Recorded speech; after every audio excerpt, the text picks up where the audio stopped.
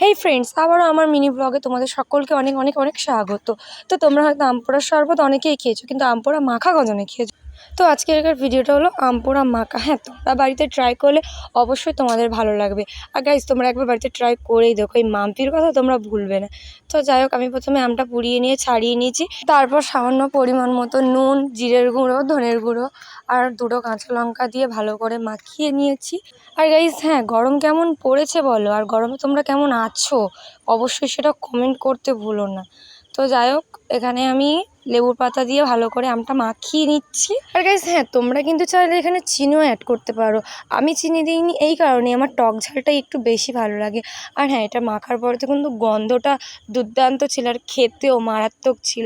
Guys, ভিডিওটা এই পর্যন্তই। ভিডিওটা ভালো লাগলে লাইক, কমেন্ট, শেয়ার করে দিও। আর হ্যাঁ, সাবস্ক্রাইব করতে ভুলো না। তোমরাও কিন্তু বাড়িতে এটা অবশ্যই ট্রাই করো আর কমেন্টে জানিয়ে দিও